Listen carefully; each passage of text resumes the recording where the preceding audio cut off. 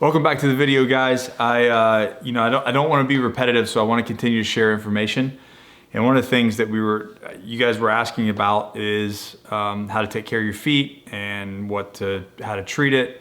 So I was talking to Josh, and one of the things that we were like hashing out was the good old first aid kit, but more specifically to rucking, right? So exactly what we're doing and for a specific ruck. Now, this is not a trauma first aid kit. This isn't like a regular first aid kit. This is specifically like, for instance, what first aid kit that I'm gonna have when I go to Bataan Memorial Death March. Like that 26.2 miles, what do I need to have in my kit to be able to take care of myself? Yes, there'll be medics, and in the military, you have medics, and you have your safety vehicles, and you have all that kind of stuff. And even in events, you'll have the same thing. But what can you do to keep yourself whole and keep yourself moving, right? It's not something that you can just, if you get a boo-boo, to stop. You want to treat yourself, self-aid, buddy aid, corpsman aid is what we used to call it. Take whatever I can do to, stop the bleeding or fix myself. I do that myself. If I can't do it, then my buddy, Josh, will take care of me, and he'll do it. And then if it's a different echelon, then we're gonna go to corpsman aid or a medic aid.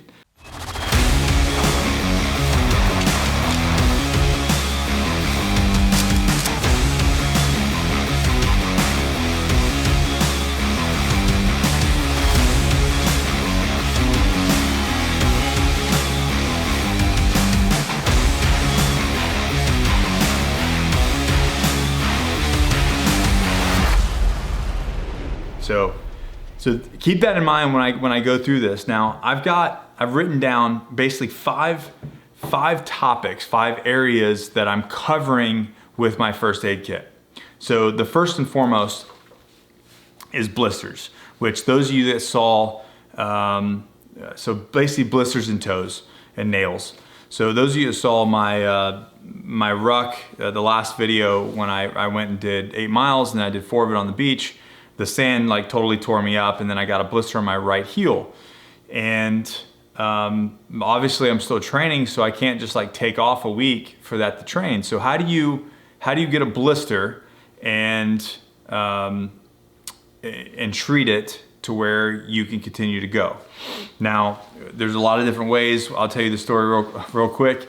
One of the ways that the SARCs, when I was in Amphibious Reconnaissance School, feels like way back in the day, but this was in 2004. And so I like an idiot, I wore these Oakley boots on one of my patrols. And they're like basically like a really soft sneaker. And we got wet. I remember the mission, it was the bridge mission. And it got wet, and I had like it looked like straight up an anal bead on the back of my of my heel. And there was just like a bunch of blisters like all connecting, but separate on the back end. And what they did was, and somebody corrected me on the last video, it wasn't betadine, it's Benzene tintrate or something like that. You guys can Google it.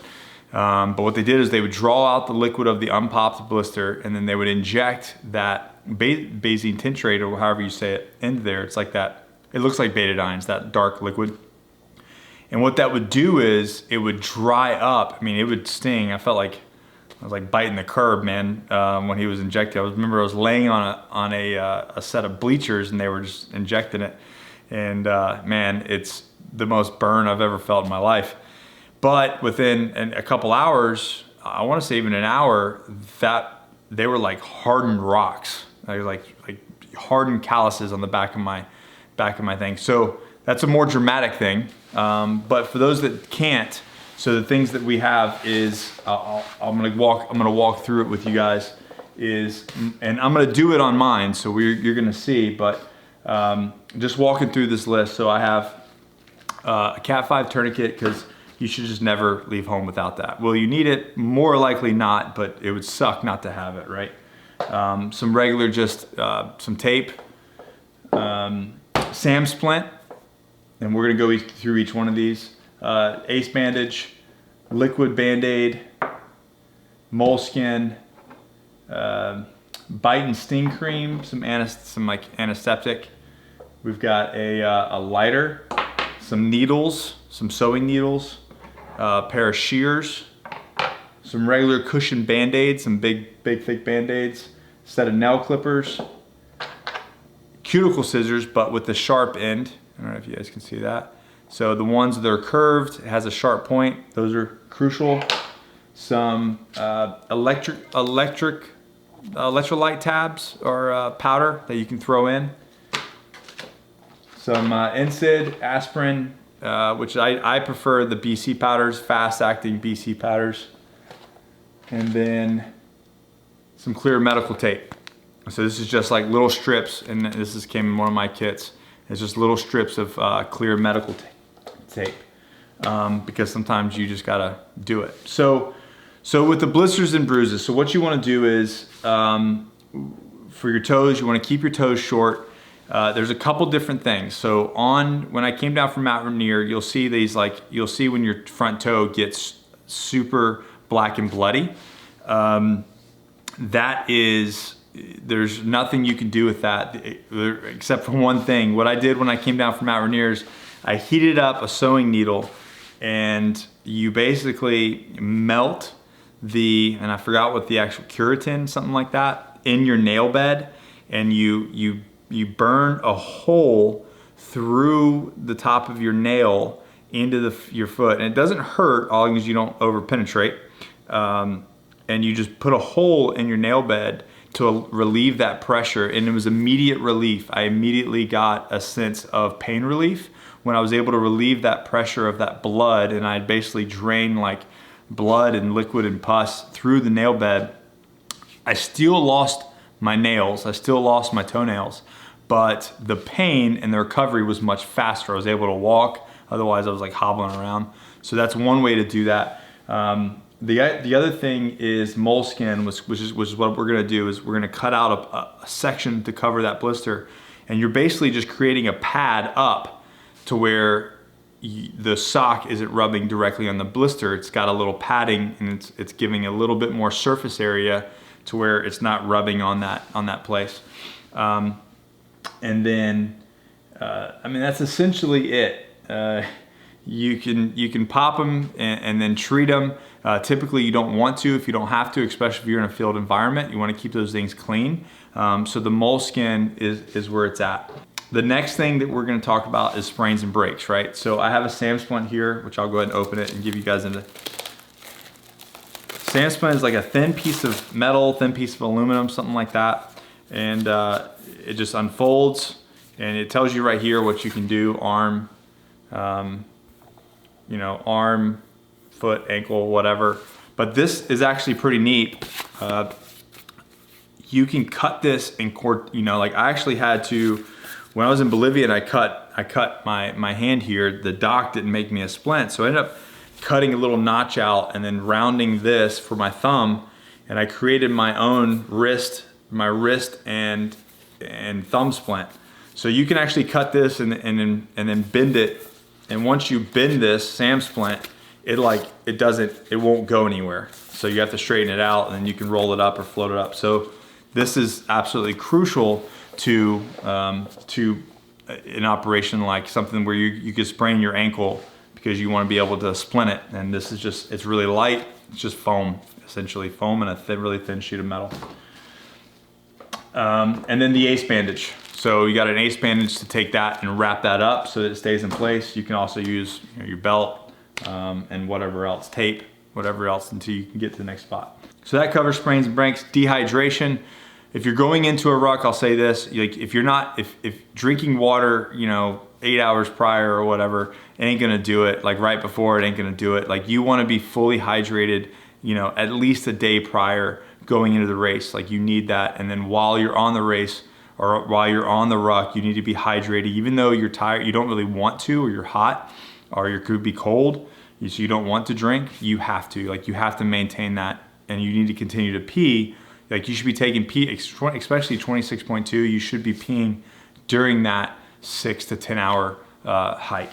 And one of the things that I'll keep in here is the electrolyte things, just so that I can dump in a Camelback or in a water bottle to keep me from, you know, getting dehydrated. Or if I get dehydrated, I start to have cramping and issues, I'm gonna pop one of those.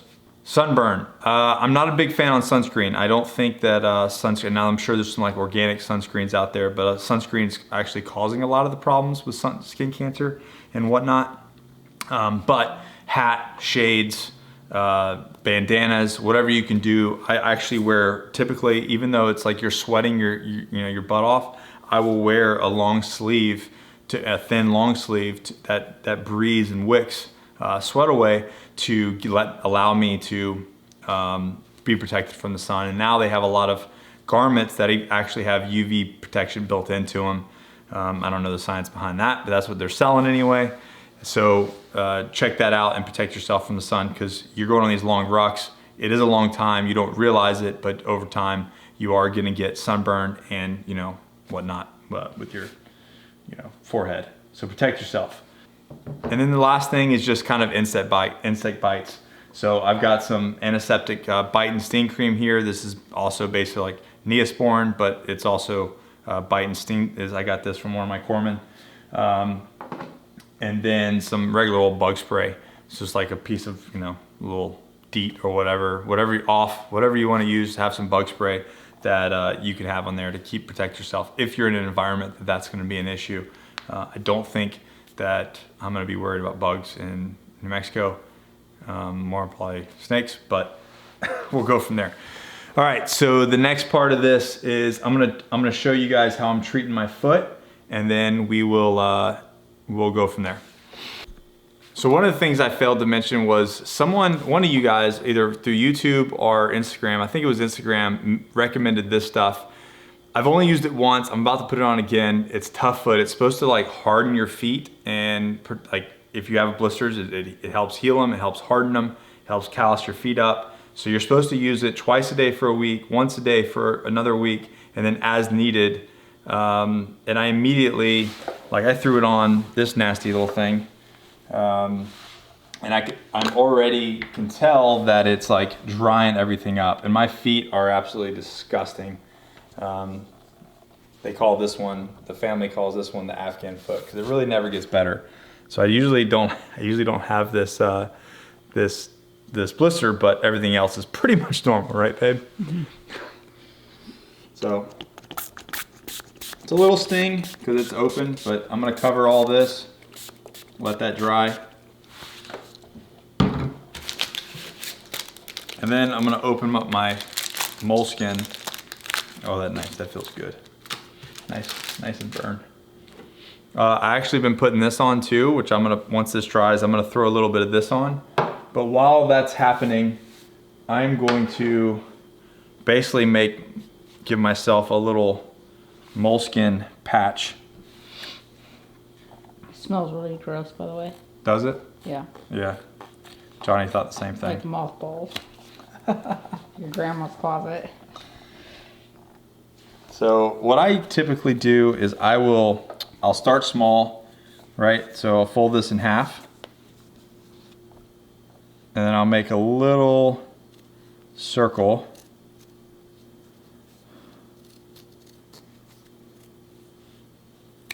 I think I started small. That might have been actually it. Oh, nailed it. So you see that? So basically that's what I'm gonna do. I'm not gonna cover it, right? You don't want to, you need the light.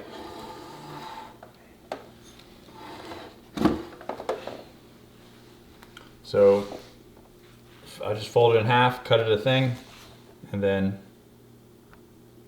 I'm gonna put it right on there. So I've got that spray on there. Now I'm gonna put this stuff. So this is my liquid Band-Aid. Also what works really well is super glue. So if you need to, you can super glue your blister. I don't know if medically if that's safe, but it works.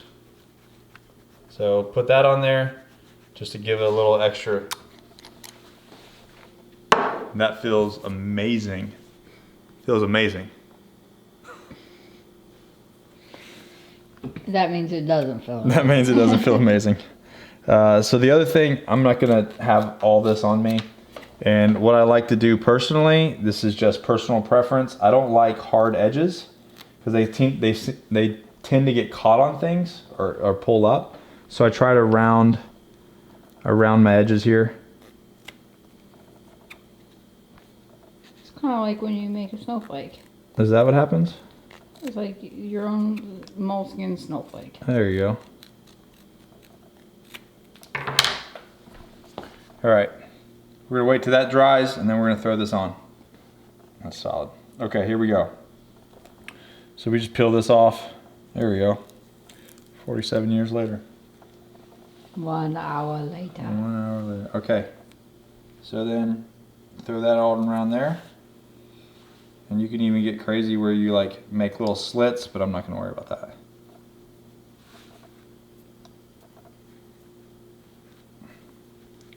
So that's how you do that. Now, so if you have a blister on the move and you got to keep going, you don't want to make it worse, right? So liquid Band-Aids, super glue, and then what I've had to do in the past is, it's not pretty, it's not recommended, but if you've absolutely have to go to point A to point B and you got to get the job done, but when you get the job done, you're gonna have like a week, 2 weeks to recover for your feet, and you're gonna be walking around in flip-flops, then I know people are gonna be like, no, you should never do that. You can tape the shit out of your foot and just wrap tape. So put this on there and then tape it all up, throw your sock on, lace your boot up tight, and get to work. Is it recommended? No. Will it get the job done? Yes. So what I'm gonna do now is, I'm gonna put my sock on. I'm not taping. I'm gonna put my sock on. I'm gonna go do my 2.5 miles sprint, and then, so you guys remember, I have my sprints, my intervals, and then my long distance on Saturdays. So I'm gonna go do my sprint today, and then come back, and then we're gonna check it, and then that will be the video. All right, stay tuned. Many months later.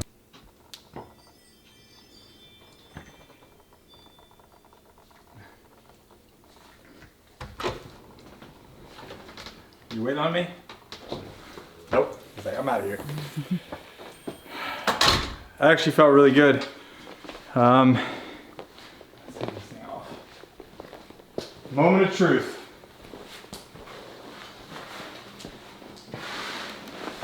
Just where you love gear in the middle of nowhere. No comment? Yeah, I love it when you leave big piles of crap for me. Ready? Let's see if my little thing held up. So that was only 2.5 miles, but good pace, felt good to move, hit my targets. This now the like the sprint days are just like easy. Like, I don't know. It's good to keep moving though.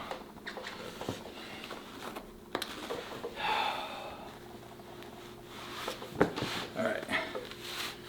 Let's see how this thing.